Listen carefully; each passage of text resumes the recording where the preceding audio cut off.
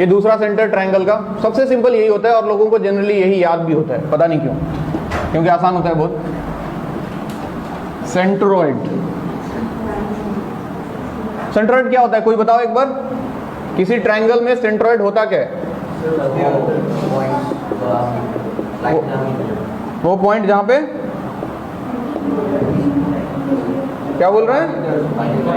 अबे कौन सा लाइन? इंटरसेक्शन पॉइंट किसका? अपोजिट साइड का मिड पॉइंट को मिलाने वाले लाइन को मीडियन बोलते हैं, यानी कि मीडियंस का इंटरसेक्शन पॉइंट। किसका? मीडियंस का। यानी कि अगर ये वर्टेक्स से अपोजिट साइड के मिड पॉइंट को ज्वाइन कर दूं तो ये एक मीडियन हो गया, वैसे ही दूसरा मीडियन रहा होगा और वैसे ही तीसरा मीडियन रहा होगा। ये तीनों मीडियन जहां जाके इंटरसेक्ट करता है वो है सेंट्रोइड जी। समझ में आया बात? लिखो, it is the intersection point of, it is the intersection point of medians of a triangle. It is the intersection point of medians of a triangle. Intersection point of medians of a triangle. ठीक है, ये diagram बनाओ और board पे ध्यान दो। अच्छा एक बात और, कोई भी सेंट्रोइड, ये सेंट्रोइड है ना, और ये मीडियन को एक नाम दे दिया AD। सेंट्रोइड मीडियन को किस रेशियो में डिवाइड करता है? 2:1। 2:1 यही होता है, 2:1, जो कि लोगों को हमेशा याद रहता है, पता नहीं क्यों, कुछ भी पूछो तो यही बोलता है 2:1। ये इस केस में होता है, सेंट्रोइड मीडियन को 2:1 के रेशियो में डिवाइड करता है। ये डायग्राम बना के नीचे नोट डाल के ये बात लिख देना कि centroid divides a median in the ratio 2:1। Centroid divides a median in the ratio 2:1। Centroid divides a median in the ratio 2:1। देख लिया? इधर आइए। अगर ये मिड पॉइंट है D, तो क्या मिड पॉइंट का कोऑर्डिनेट मुझे नहीं पता है, कितना होगा? BC का मिड पॉइंट है तो D का कोऑर्डिनेट कितना? x2 + x3/2, y2 + y3/2। सही लिखा? अब देखो, ये D का कोऑर्डिनेट पता है, A का कोऑर्डिनेट पता है, और ये रेशियो भी पता है 2:1, तो क्या G का कोऑर्डिनेट नहीं निकल जाएगा? कितना आएगा G का कोऑर्डिनेट? 2 × दिस, तो 2 से इसको मल्टीप्लाई करूंगा तो 2 से 2 सही दिखाई दे रहा है, x2 + x3 बचेगा, प्लस 1 × x1 बचेगा, यानी कि ऊपर मैं बोल दूं x1 + x2 + x3 बचेगा, और नीचे 2 + 1 कितना?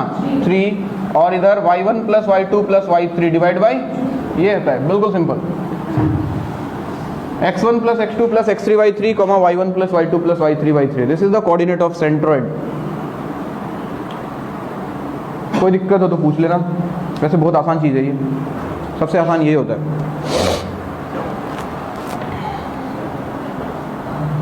एक और चीज़ आता है क्या सामने, सेंट्रोइड चूंकि बहुत आसान होता है ना, सेंट्रोइड नहीं पूछता है वो। एक बार सवाल आया था, उसने क्या पूछा था कि find the coordinate of a point inside the triangle which divides the triangle into 3 triangles of equal area। ऐसा कॉम्प्लिकेटेड लैंग्वेज बना के दे दिया, सब चले गए कोमा में। वो सेंट्रोइड ही होता है। कौन होता है वो? सेंट्रोइड ही होता है। ये ही वो पॉइंट है जो कि किसी ट्रायंगल को, 3 ट्रायंगल दिख रहा है, 3 ट्रायंगल, एक ये, दूसरा ये और तीसरा ये 3 ट्रायंगल में डिवाइड करते हैं, और तीनों का एरिया कितना होता है? सेम होता है। कितना होता है? सेम होता है एरिया। नीचे लिख लो फिर से नोट डाल के, नोट डालो और लिखो, centroid is an internal point which divides a triangle into 3 triangles of equal area। Centroid is an internal point which divides a triangle into 3 triangles of equal area। Centroid is an internal point which divides a triangle into 3 triangles of equal area। 3 triangles of equal area। लिख लिया? चलो point number 3, तीसरे centre की तरफ चले। तीसरे centre को हम बोला करते हैं सरकम सेंटर। क्या बोलते हैं? सरकम सेंटर। और इसका सिंबल जनरली O है। ये सिंबल कोई जरूरी नहीं है कि O ही हो, कुछ और भी बोल दे, नाम ये रहेगा O। चलिए, कौन बताएगा सरकम सेंटर क्या होता है? विशाल राज बताओ, what is circumcentre? Very good. मैं बताऊँ, दो तरह का डेफिनेशन दे सकते हो, ठीक है। एक कि एक सर्कल का सेंटर होता है ये, वो सर्कल जो कि कहाँ से पास करे, ट्रायंगल के तीनों वर्टेक्स से पास करे, उस सर्कल का ये सेंटर होता है, ठीक है, उसी को सर्कम सेंटर बोलते हैं। और एक डेफिनेशन है क्या, कि ट्रायंगल का perpendicular side bisector, perpendicular side bisector समझते हो, इस साइड को परपेंडिकुलरली बाइसेक्ट करने वाला कोई लाइन रहा होगा, वैसे इसका रहा होगा और वैसे इसका रहा होगा, ये तीनों परपेंडिकुलर साइड बाइसेक्टर जिस पॉइंट पे इंटरसेक्ट करता है उस पॉइंट को क्या बोलते हैं, सर्कम सेंटर ओ, ठीक है। बात लिखो, it is the intersection point of, it is the intersection point of perpendicular side bisectors of a triangle. It is the intersection point of perpendicular side bisectors of a triangle. It is the intersection point of perpendicular side bisectors of a triangle. लिख लिया, ये diagram बना लो। अच्छा, अब ध्यान देने वाली बात क्या है कि अगर ये सेंटर है तो इसका ये पॉइंट से जो डिस्टेंस होगा वो रेडियस के बराबर होगा, और क्या वही डिस्टेंस बी से भी होगा, सेंटर से सरकमफ्रेंस के हर एक पॉइंट का डिस्टेंस बराबर होता है, तो जो OA का लेंथ होगा वही OB का लेंथ होगा, और वही किसका लेंथ होगा, OC का लेंथ होगा। इसको हम बोलते हैं सर्कम रेडियस, ठीक है। तो खास बात क्या है कि OA equal to OB equal to OC होता है, and that is equal to R होता है, ठीक है। जैसे कि पिछले दोनों का हमने फॉर्मूला निकाला, सर्कम सेंटर का कोई फॉर्मूला नहीं होता है, ठीक है। निकालते कैसे, मान लेते हैं हम कि लेट सर्कम सेंटर का कोऑर्डिनेट कितना है, x, y, एज्यूम कर लिया। अब चूंकि इसका डिस्टेंस तीनों वर्टेक्स से बराबर है, तो मैं एक बार पुट कर दूंगा OA इक्वल टू OB, और उससे ज्यादा अच्छा है कि मैं इसका स्क्वायर कर दूं। क्या कर दूं, स्क्वायर। डिस्टेंस फॉर्मूले में जो रूट आएगा वो गायब हो जाएगा।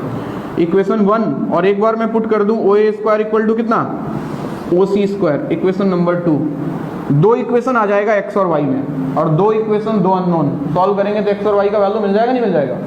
तो इनको सॉल्व कर लो, सॉल्व 1 और 2, आपको सर्कम सेंटर का कोऑर्डिनेट मिल जाएगा। बिल्कुल सिंपल, समझ में आया, लिखो।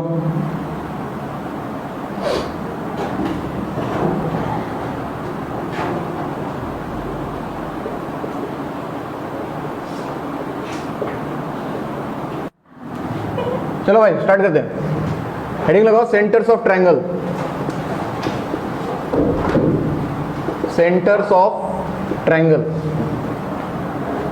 कौन कौन सा सेंटर होता है ट्रायंगल में, any idea? Centroid, circum centre, ortho centre और इन सेंटर। मेनली ये 4 सेंटर है जिसके बारे में हमको पढ़ना है, ठीक है। हम स्टार्ट कर रहे हैं सबसे पहला हेडिंग लगाओ, इन सेंटर। ध्यान से समझते जाना, बिल्कुल सिंपल है, बिल्कुल बेसिक है। इसका सिंबल होता है आई, कैपिटल आई, ठीक है। सबसे पहले इन सेंटर होता क्या है, जैसे कि कोई ट्रायंगल ले लूं मैं, अगर बेसिक बात करूं मैं, एक ट्रायंगल ले लिया, मान लो जिसका वर्टेक्स है ABC, A का कोऑर्डिनेट x1 y1, B का कोऑर्डिनेट दिया हुआ है x2, y2, और C का कोऑर्डिनेट है x3, y3। तो कोई पूछे कि इन सेंटर होता क्या है, इन सेंटर बेसिकली एक पॉइंट है। क्या ये पॉइंट है? वो कौन सा पॉइंट है? जैसे कि ये एंगल A है ना, इस एंगल A को बाइसेक्ट करने वाला कोई ना कोई लाइन रहा होगा, जिसको हम एंगल बाइसेक्टर बोला करते हैं। तो एंगल A को मान लो कि ये बाइसेक्ट कर रहा है line, this is first angle bisector, angle bisector of A। वैसे ही एंगल B का बाइसेक्टर रहा होगा, और एंगल C का बाइसेक्टर रहा होगा नहीं रहा होगा। तीनों एंगल बाइसेक्टर जिस पॉइंट पे जाके इंटरसेक्ट करता है, उस पॉइंट को हम क्या बोलते हैं? इन सेंटर आई। ये वाला पॉइंट आई के नाम से जाना जाता है। समझ आया बात? उससे पहले कुछ छोटी छोटी बातें, अब ये निकालेंगे कैसे उसकी बात बाद में करेंगे। अभी सुनो, जैसे ए के अपोजिट वाले साइड को हम स्मॉल ए बोला करते हैं, साइड लेंथ को, ये पढ़ा होगा बचपन में। बी के अपोजिट में क्या? स्मॉल बी, और सी के अपोजिट में स्मॉल सी, ठीक है। तो सबसे पहला लाइन तुम नोट करो, लिखो, नहीं ये बाद में। It is the intersection point of internal angle bisectors of a triangle. It is the intersection point of internal angle bisectors of a triangle. It is the intersection point of internal angle bisectors of a triangle. Intersection point of internal angle bisectors of a triangle. लिख लिया? अच्छा एक बात बताओगे मुझे, मान लो कि ये एंगल बाइसेक्टर जो है इसका नाम दे देता हूं मैं D। एक बात अगर मैं तुमसे पूछ लूं कि एंगल बाइसेक्टर AD इस अपोजिट साइड BC को किस रेशियो में डिवाइड करता है। यानी कि मैं BD इज टू DC पूछ लूं तुमसे, कितना होगा? 2:1, बिल्कुल मत बोलना। BD इज टू DC कितना होता है? अरे पढ़ा होगा बचपन में। AB इज टू AC के बराबर होता है। एंगल बाइसेक्टर अपोजिट साइड को किस रेशियो में डिवाइड करता है? In the ratio of other two sides. समझ में आया बात? AB is to AC। चलो ये बाद में, पहले तुम्हें डायग्राम बनाओ तो फटाफट जल्दी से। एकदम बेसिक से लेके चल रहे हैं, कैसे निकल के आता है इन सेंटर, वहां से बात करेंगे। क्या पीयूष रहा? बाप रे, ये तो नींद में है, खतरनाक नींद में है ये, आंख ही नहीं खुल रहा है इसका। क्या मैडम उठा नहीं जाता है क्या सुबह सुबह? हर संडे लेट कर दिए तुम, तेरे कारण क्लास मैंने 8:30 से कर दिया।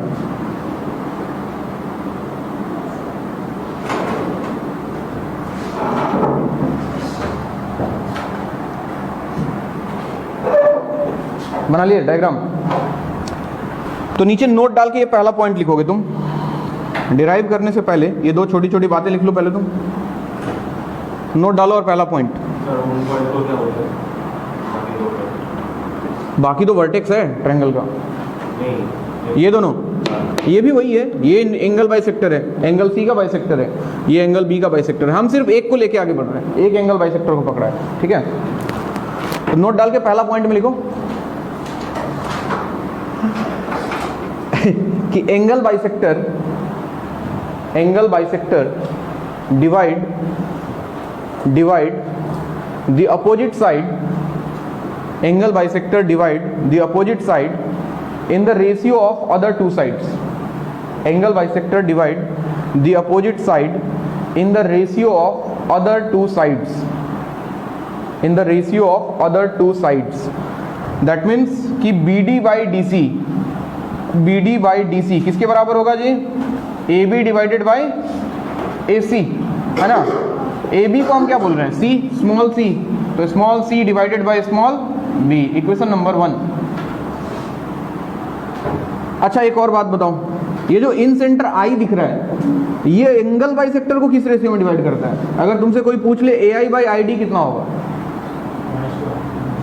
कितना? AI by ID, any idea? No idea. AI by ID जो होता है that is equal to AB plus AC divided by BC। याद रखना आज के बाद। इन सेंटर, सेकेंड पॉइंट लिखो, नोट का सेकेंड पॉइंट, पॉइंट नंबर 2 में,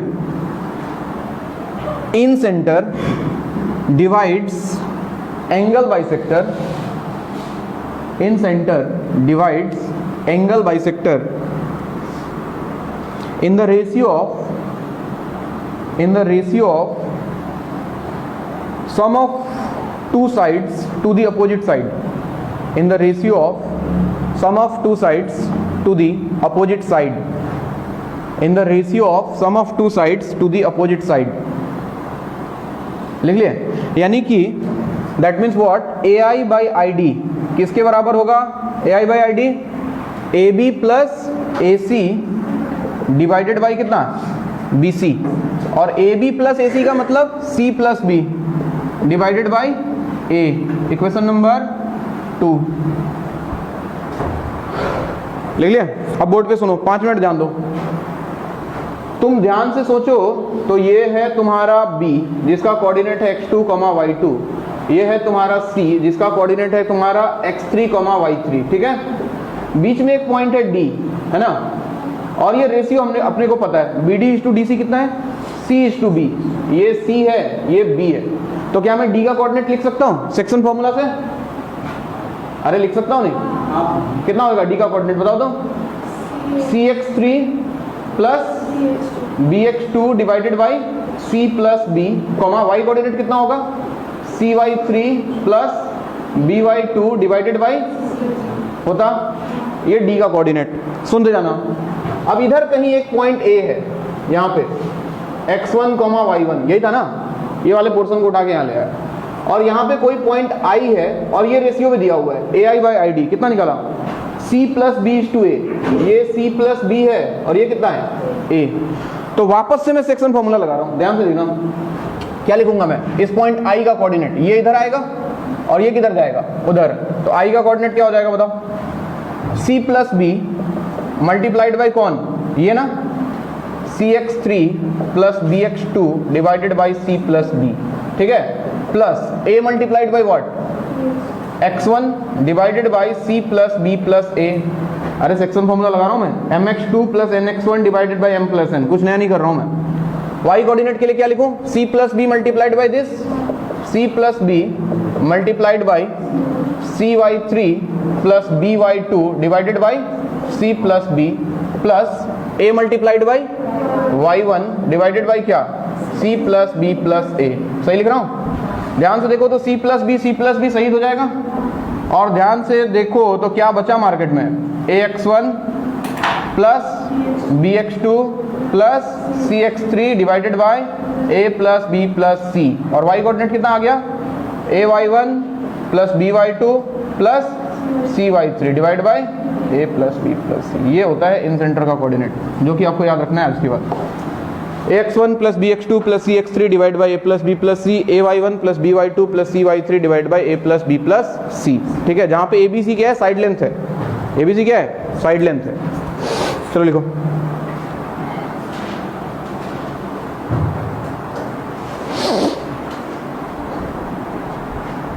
ये है इन सेंटर,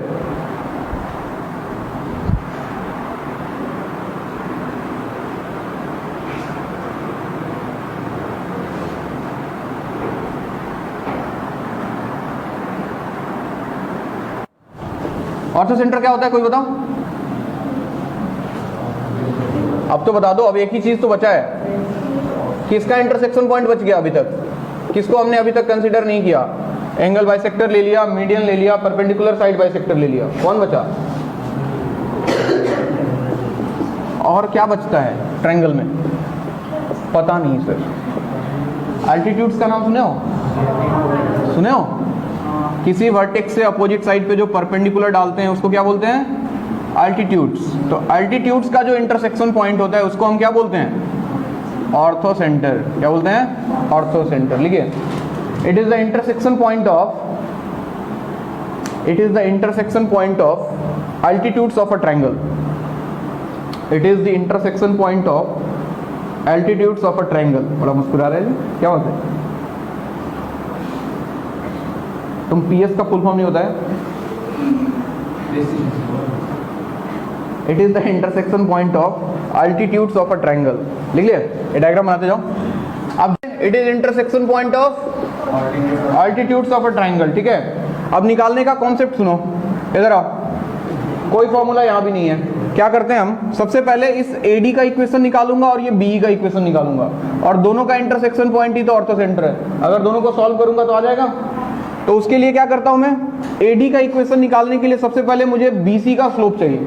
क्या मैं BC का स्लोप निकाल सकता हूं, MBC, लास्ट क्लास बताया था। अगर किसी लाइन पे 2 पॉइंट पता हो तो स्लोप क्या होता है, y3 minus y2 divide by x3 minus x2 होगा। अब BC का स्लोप पता है तो क्या मैं AD का स्लोप बता सकता हूं, क्योंकि ये उसके परपेंडिकुलर है। इसका स्लोप कितना हो जाएगा, -1 बाई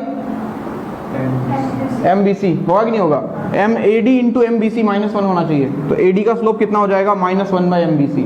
AD का स्लोप निकल गया, और AD के ऊपर ध्यान से देखो, एक पॉइंट पता है x1, y1।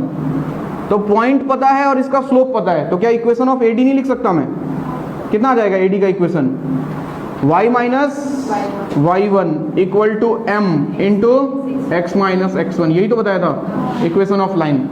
तो पहला इक्वेशन आ गया, MAD बोल दो इसको, ठीक है। सिमिलरली क्या मैं B का इक्वेशन निकाल सकता हूँ, सिमिलरली इक्वेशन ऑफ B लिख सकता था मैं, BE कितना आ जाता, y माइनस, इसका पॉइंट ये है x2 y2 से पास कर रहा है, तो y minus y2 equal to MBE into x minus x2 आता। और अगर इन दोनों को मैं सॉल्व कर लूँ, AD और BE के इक्वेशन को, तो इनका इंटरसेक्शन पॉइंट मिलेगा, और इनका इंटरसेक्शन पॉइंट ही क्या है, क्या है, ऑर्थो सेंटर। तो सॉल्व 1 and 2, आपको ऑर्थो सेंटर का कोऑर्डिनेट मिल जाएगा। समझ में आया बात, लिखो, ज़्यादा अच्छे समझ में आएगा क्वेश्चन में, लिखो अभी। एग्जैक्ट एप्लीकेशन इसका क्या है मैं बता रहा हूँ थोड़ी देर में। अच्छा हट जाऊँ, ये ले।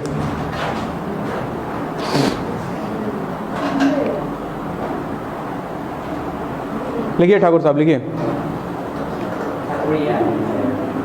ठाकुरिया। ठाकुरिया फीमेल जैसा लगता है, ठाकुर मेल जैसा लगता है।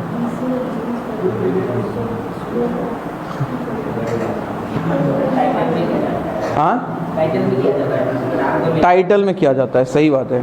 इसका टाइटल देखो अहमद पटेल है।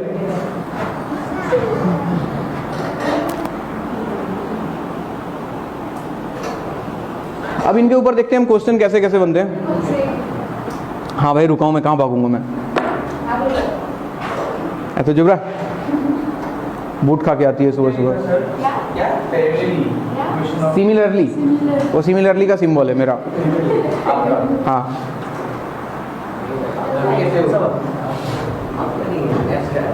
मैथ्स का है।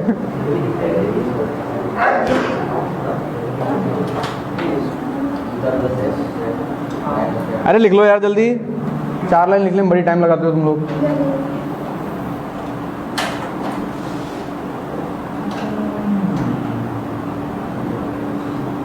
क्या चल रहा है? चलो क्वेश्चन लिखो। अब देखो इनका एप्लीकेशन कैसा कैसा सवाल बनता है।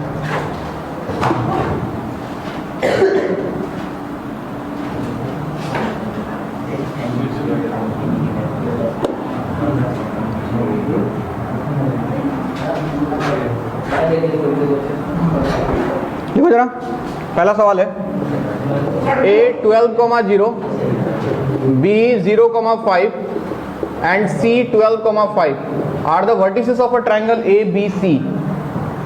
a 12,0, b 0,5, c 12,5 are the vertices of a triangle ABC. ABC. Full stop. If the angle bisector of A, if the angle bisector of A meets the opposite side BC at D, capital D, angle bisector of A meets the opposite side BC at D, then find coordinate of point D and in center of triangle ABC. Then find coordinate of point D and in center of triangle ABC. Coordinate of point D and in center of triangle ABC.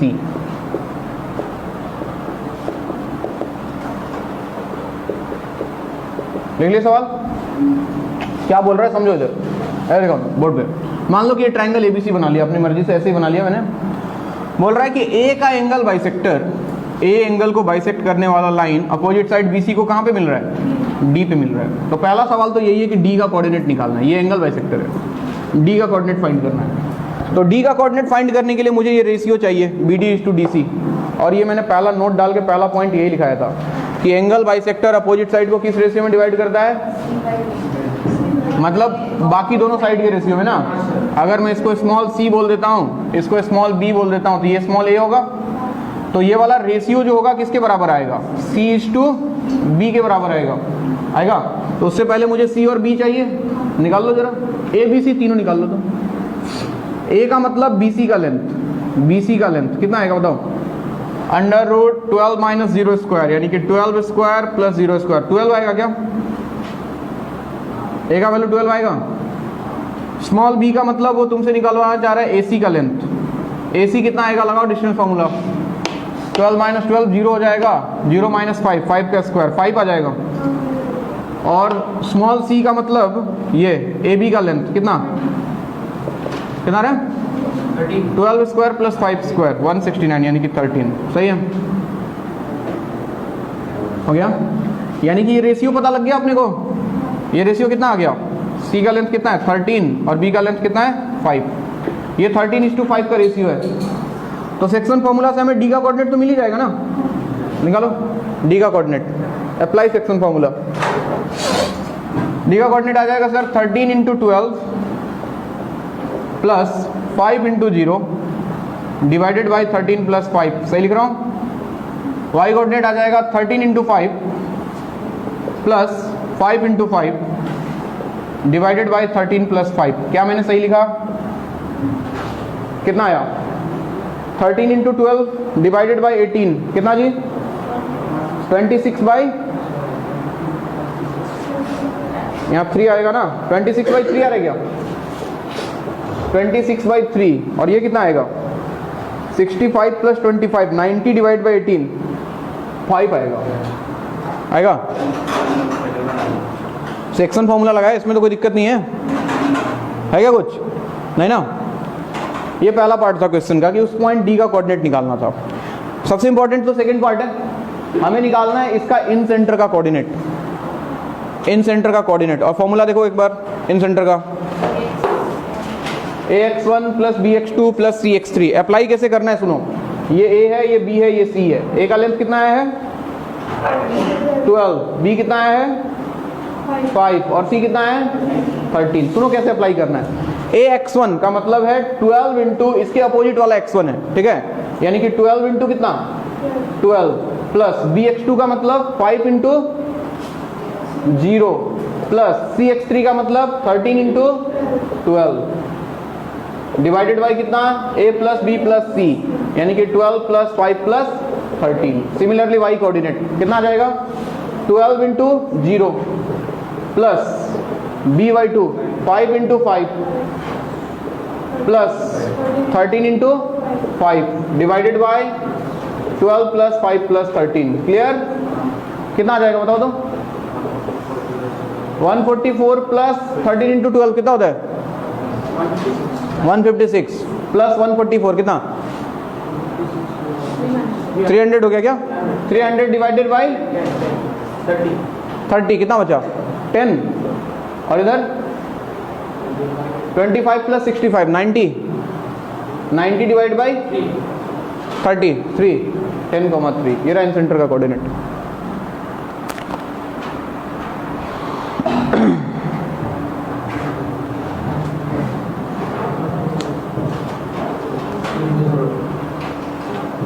ax1 plus bx2 plus cx3 divide by a plus b plus c, ay1 plus by2 plus cy3 divide by a plus b plus c। क्या हुआ? Coma में क्यों लग रहा है? क्या हुआ?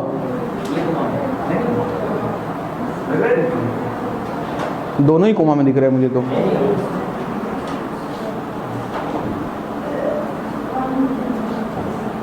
Next अगला सवाल।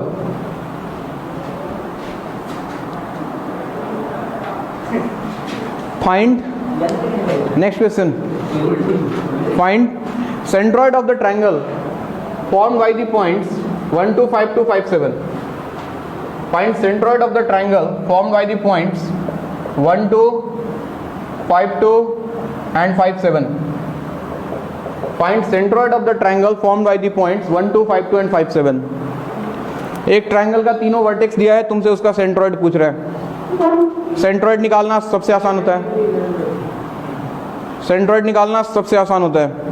क्या करना है? x1 plus x2 plus x3 by 3 y1 plus y2 plus y3 by 3। लिख लो कितना आ जाएगा। g का कोऑर्डिनेट आ जाएगा sir 1 plus 5 plus 5 divide by 3 2 plus 2 plus 7 divide by 3। कितना हो गया ये? 11 बाई 3 11 बाई 3। कोई कंफ्यूजन नहीं। नेक्स्ट लिखो अगला सवाल।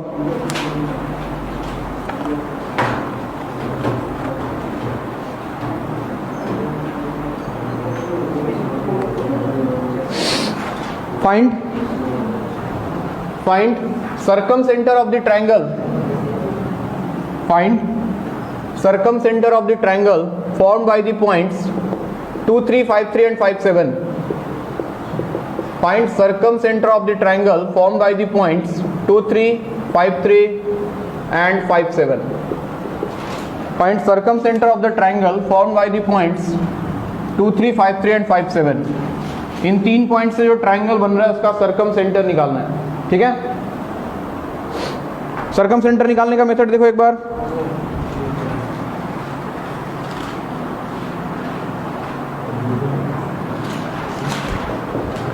क्या करते थे सबसे पहले? मान लेते हैं सर्कम सेंटर का कोऑर्डिनेट क्या मान लें?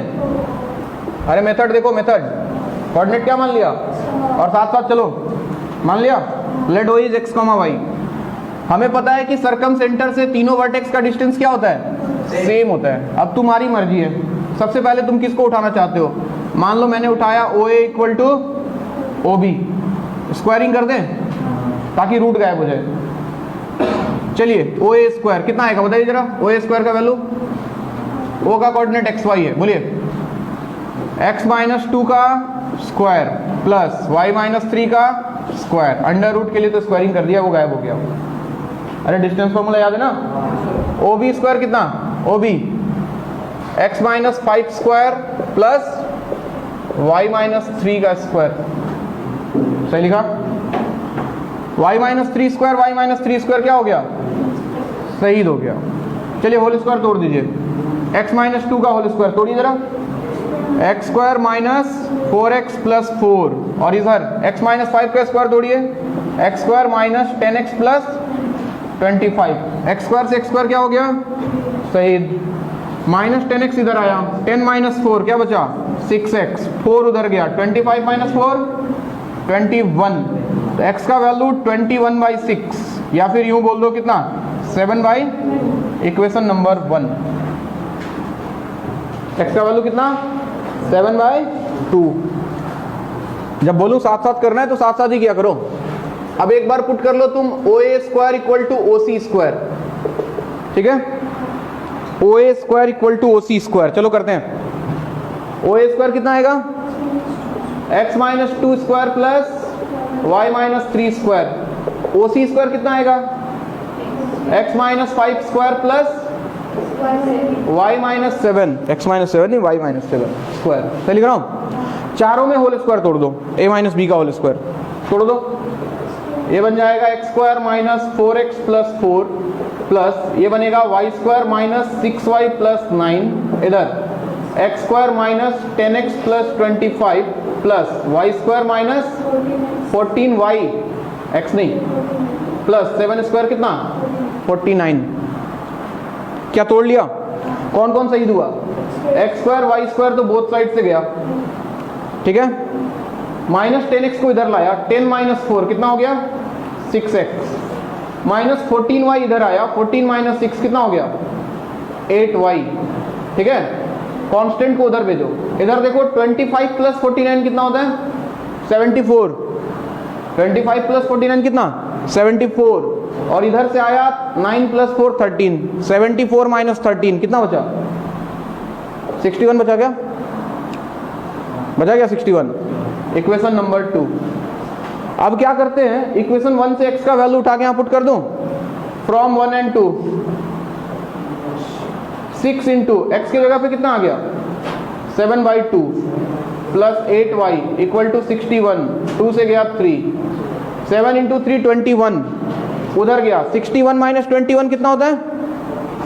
40, 8y इक्वल टू 40, y कितना आ गया जी? 5। ये रहा आपका आंसर। सर्कम सेंटर का कोऑर्डिनेट हो जाएगा 7/2, 5। चलो नोट करो जल्दी, कर ही लिया होगा, साथ साथ करने के लिए बोला था। आप हरकत तेरा सही बंदर जैसा ही है, ऐसे तुझे बंदर नहीं बुलाता ऐसे।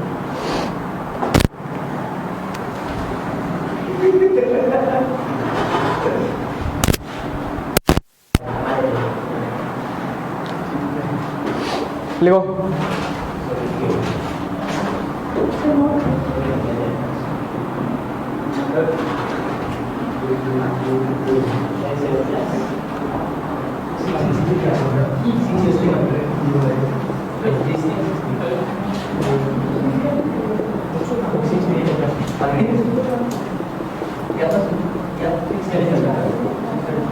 Mobile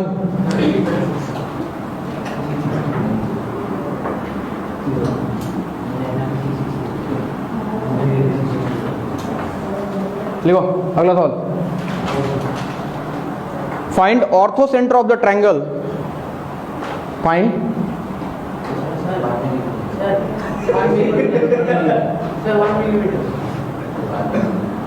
find ortho centre of the triangle. अजीब बात नहीं है भैया, find ortho centre of the triangle formed by the points 0, 0, 3, 4 and 2, 5। मैं इधर से लिखता हूँ भाई, ये ले घूम गया, ऐसे लिखता हूँ, नहीं मैं ऐसे लिखूंगा अभी। Find ortho centre of the triangle formed by the points 0, 0, 3, 4 and 2, 5। एक बार उलट के देखो ऑर्थो सेंटर का कॉन्सेप्ट। इसमें भी कोई फॉर्मूला नहीं था, हमें दो चीज का इक्वेशन निकालना था, मीडियंस का, मीडियम नहीं सॉरी किसका, एल्टीट्यूड्स का ना। एक को एडी नाम दे दो और दूसरे को क्या नाम दे दो, बीई। बस मुझे इस एडी और बीई का इक्वेशन निकालना है सबसे पहले, और जैसा मैंने थ्योरी में बताया है एकदम एग्जैक्टली सेम काम प्रॉब्लम में भी करना है। एडी का इक्वेशन निकालने के लिए सबसे पहले स्लोप किसका निकाला था मैंने, बीसी का। बताओ बीसी का स्लोप कितना आएगा, 5 - 4 डिवाइडेड बाई कितना है, 2 - 3। जिधर से सब्ट्रैक्ट कर रहे हो उधर से, इधर से स्टार्ट किया है तो इधर से ही गड़बड़ हो जाएगा, और ना 5 - 4 डिवाइड बाई 2 - 3 कितना आएगा, -1। अच्छा बीसी का मुंह बंद क्या हुआ, बीसी का स्लोप -1, तो एडी का स्लोप कितना, -1 बाई -1 कितना आ गया, 1। एडी का स्लोप आ गया 1। अब एडी का स्लोप 1 और पॉइंट देखो 0, 0 है, 0, 0 से पास कर रहा है, तो इक्वेशन ऑफ एडी कितना आएगा, इक्वेशन ऑफ एडी क्या लिखूं, y माइनस y1 की जगह पे कौन है 0, m कितना आ गया 1 इंटू एक्स माइनस 0। क्या ये y इक्वल टू एक्स आ गया, इक्वेशन नंबर 1 है y माइनस y1, y और x, वो तो लाइन का इक्वेशन दिखा रहा है, y और x वेरिएबल है, पॉइंट है वो कोई वेरिएबल पॉइंट जो उस लाइन के ऊपर लाई करेगा, ठीक है। हाँ एम बी सी मतलब बीसी का स्लोप बच्चे, उसका सिंबल होता है एम, समझा। अच्छा तू लास्ट क्लास नहीं आया था ना, तभी इसके मन में बहुत सवाल है। इसका 7:30 बजे आने का बात था, मस्त सोया ये एकदम आराम से।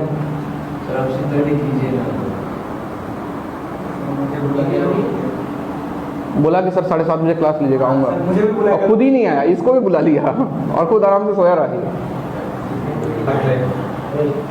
इधर इधर अब इसका इक्वेशन निकालने के लिए सबसे पहले किसका स्लोप निकालना होगा, AC का। बताओ AC का स्लोप, MAC कितना आएगा, 5 - 0 डिवाइडेड बाई 2 - 0 यानी कि 5/2। अगर AC का स्लोप 5/2 तो BE का स्लोप कितना, -1/5/2, तो क्या -2/5 हो जाएगा। अच्छा B का स्लोप आ गया -2/5 और पॉइंट कितना है 3, 4, तो इक्वेशन ऑफ B लिखता हूं मैं, क्या आएगा बता दो, equation of BE y minus y1 की जगह पे कौन 4, y कोऑर्डिनेट 4, MBE कितना है -2/5 इंटू x माइनस x का x1 कोऑर्डिनेट 3। सही बात, इसको इधर ले आया, 5y - 5 इंटू 4 20, उधर हो गया -2x माइनस +6, 2x को इधर लाया तो 2x इधर आके प्लस हो गया, 2x + 5y equal to 20 + 6 26, equation number 2। यहां तक दिखाई दिया। अब दोनों को सॉल्व करना है 1 और 2 को, तो 1 से y का वैल्यू x यहां पुट कर दो, y की जगह पे क्या पुट कर दो x, फ्रॉम 1 and 2, y की जगह पे x आ गया, 2x + 5 into x equal to 26 यानी कि 7x इक्वल टू 26, x कितना आया 26/7, और जब x का वैल्यू 26/7 यहाँ पुट करोगे तो y भी कितना आ जाएगा 26/7, यानी कि दोनों सेम आएगा। यानी कि ऑर्थो सेंटर का जो कोऑर्डिनेट है वो कितना है 26/7, 26/7, ये आपका आंसर। समझ में आया ऑर्थो सेंटर निकालना कैसे है। चलिए नोट डालिए, कुछ बातें लिखिए। चलो हुसैन साहब शुरू हो जाओ, बहुत आराम कर लिए, पेज छोड़ दो 1-2।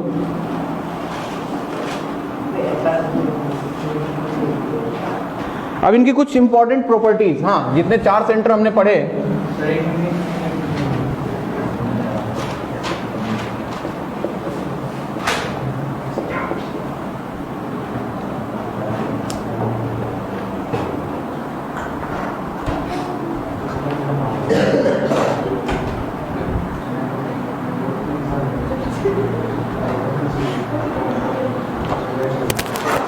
अरे नोट डाल लिया? सुनो बात को मेरी, क्या कॉपी खत्म हो गया क्या?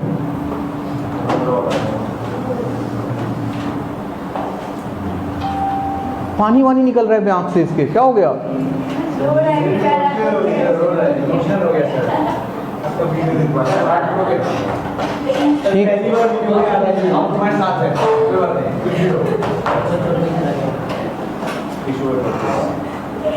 टिश्यू पेपर दे, टिश्यू पेपर मांग रहा है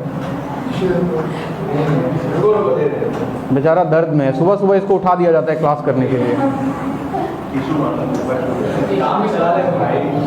चलो नोट डालो और लिखो पहला पॉइंट। ये दोनों लड़ते ही रहती है हमेशा। पहला पॉइंट लिखो, दुनिया का सबसे बड़ा झूठ क्या है पता है?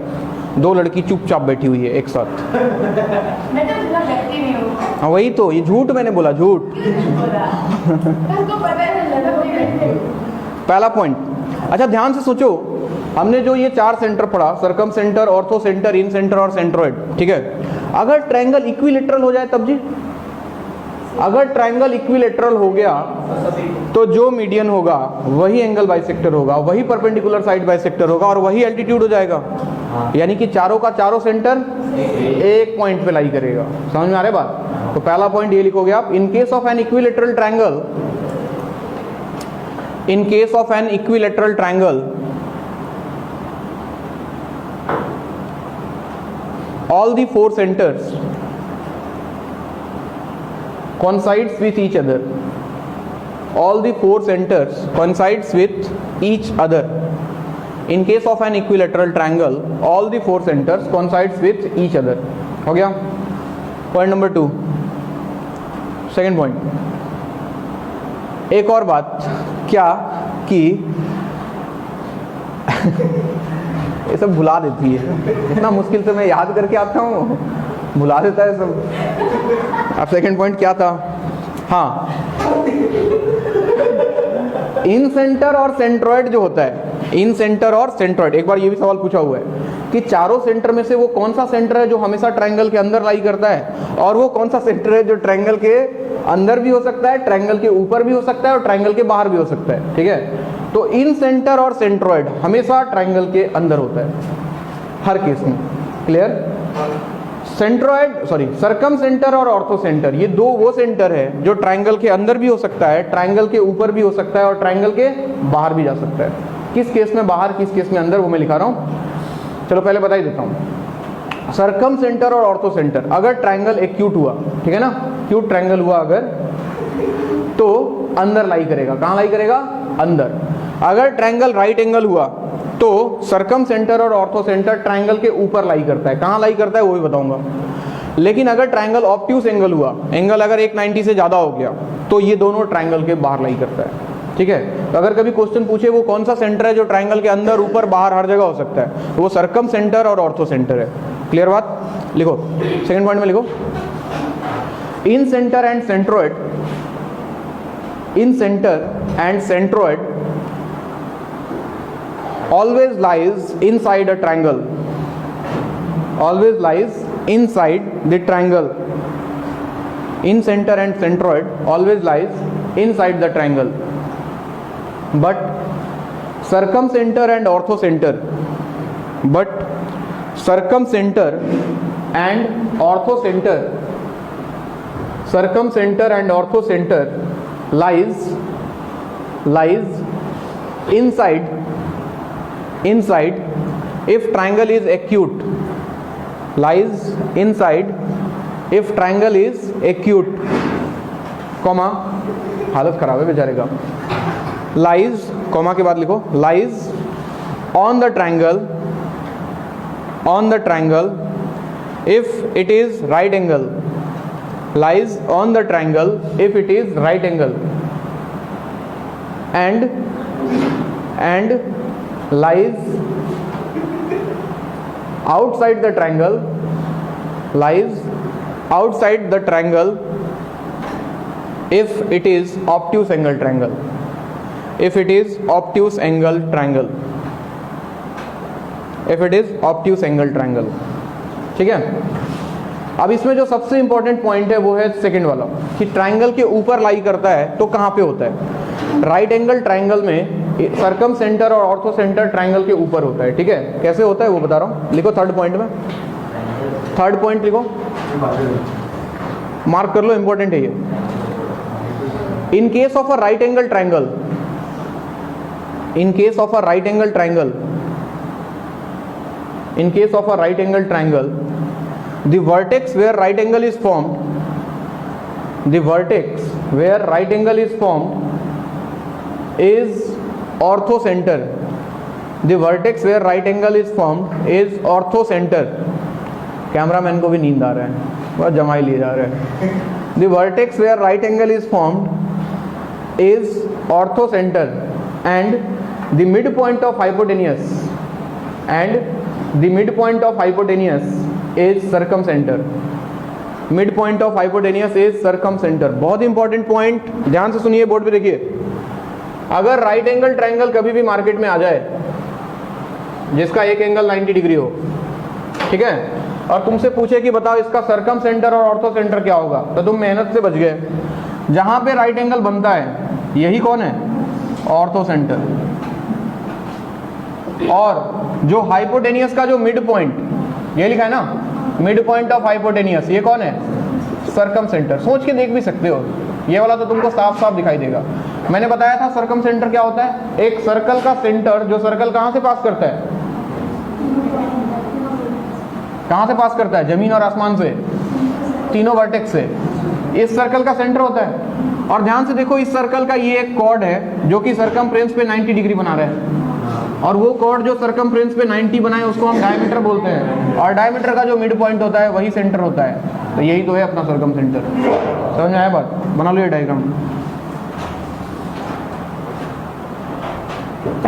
सारे तुझे भी हो गया, नींद आ रहा है,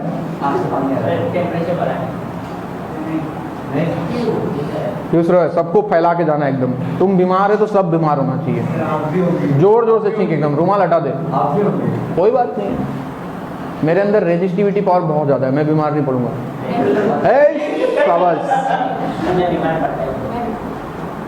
तू वो छींक देगा जोर से तो उड़ जाएगी, तुम बीमार पड़ने की बात कर रही है, नहीं उड़ेगी।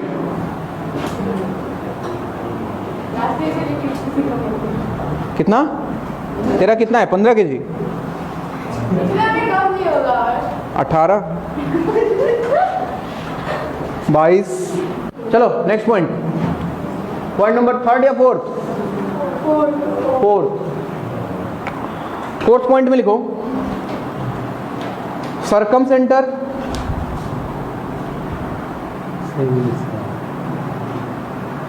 सरकम centre, centroid and orthocentre, circumcentre, centroid and ortho centre,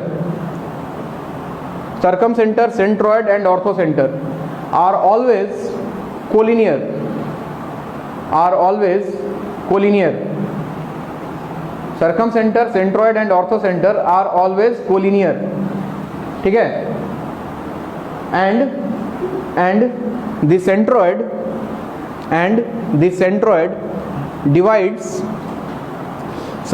divides the line joining, centroid divides the line joining from circumcenter to orthocenter, centroid divides the line joining from circumcenter to orthocenter in the ratio 1:2 internally. Centroid divides the line joining from circumcenter to orthocenter in the ratio 1:2 internally। इसका मतलब क्या है, equilateral triangle को छोड़ के, ठीक है जी, equilateral triangle में तो सब एक जगह पे होता है, बाकी कोई भी ट्रायंगल आ जाए तो ये जो 3 पॉइंट है, कौन कौन, एक सरकम सेंटर, फिर सेंट्रॉइड बीच में होता है, और इधर आता है ऑर्थो सेंटर।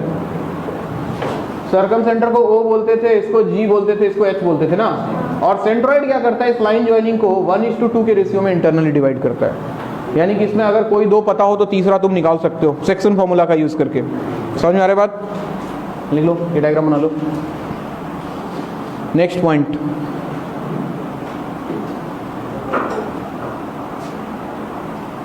रात को थोड़ा जल्दी क्यों नहीं सोता है तुम लोग? जब सुबह नींद आता है मतलब रात को तुम लोग लेट सोता है।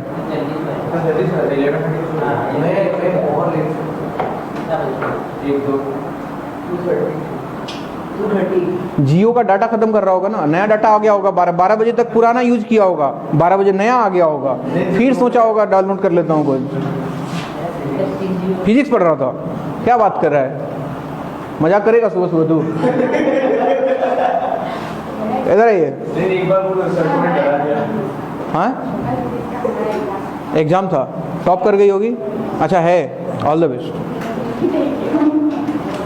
एक और पॉइंट है, अगर ट्रायंगल इक्विलेटरल हुआ, ठीक है सुनो इधर, अगर ट्रायंगल इक्विलेटरल हुआ तो उसका जो वर्टेक्स है ना, तीनों कोऑर्डिनेट जो है, जैसे कि एक ट्रायंगल उठा लूं मैं कोई भी, मान लो इसका कोऑर्डिनेट है 1 2 1 1 3 2, ऐसा। एक बहुत इंपॉर्टेंट चीज बता रहा हूँ, आईटी का पूछा हुआ, सुनना ध्यान से। इसका सेंट्रोइड निकाल सकते हो ना? सेंट्रोइड कितना आएगा? 4 + 1 5/3, 2 + 1 3 + 2 5/3, 5/3 5/3। 5/3 रेशनल नंबर है कि इरेशनल नंबर है? रेशनल नंबर है, ठीक है। यानी कि सेंट्रोइड इसका आया 5/3 5/3। जरा एक बार इन सेंटर के बारे में सोचते हैं। इन सेंटर के लिए चाहिए होता है साइड लेंथ। जरा ये साइड लेंथ निकाल के देखो कितना आएगा। 1 0 2 - 1 1 आ जाएगा। ये निकाल के देखो, 3 - 1 2 स्क्वायर, यानी कि 4 + 1 √5 आएगा। √5 रेशनल है या इरेशनल है? इरेशनल है। तो जब तुम उस √5 को इक्वेशन में यूज करोगे, ax1 bx2 cx3 / a + b + c, यही था इन सेंटर का फॉर्मूला। तो √5 × समथिंग आएगा, यानी कि √5 के टर्म में निकल के आएगा इन सेंटर आएगा। और √5 अगर आ गया तो मतलब इन सेंटर इरेशनल आ गया, जबकि सेंट्रोइड कैसा आया था? रेशनल आया था। मतलब समझ रहे हो, ट्रायंगल इक्विलेटरल हो सकता है क्या? क्योंकि इक्विलेटरल ट्रायंगल में हमने क्या पढ़ा कि सब एक जगह आएगा, जबकि यहाँ पे देखो तो सेंट्रोइड रेशनल आ रहा है और इन सेंटर जो है इरेशनल आ रहा है। एक जगह कॉन्साइड करेगा? नहीं करेगा, पॉसिबल नहीं है। तो ये सवाल पूछा था एक बार आईटी में कि अगर वर्टिसेस रेशनल पॉइंट हो या फिर इंटीजर्स हो तो which of the following triangle is not possible? Option था उसका क्या? Which of the following triangle is not possible? Equilateral triangle. 4 option दिया था, इक्विलेटरल, आइसोसेलेस, ऐसे करके। इक्विलेटरल ट्रायंगल नहीं हो सकता है वो। समझ में आया बात? लिख लो नोट डाल के, बार मतलब अगले पॉइंट में लिख लो। if all the vertices of a triangle are rational, all the vertices of a triangle are rational, then equilateral triangle is not possible. Equilateral triangle is not possible. Equilateral triangle is not possible.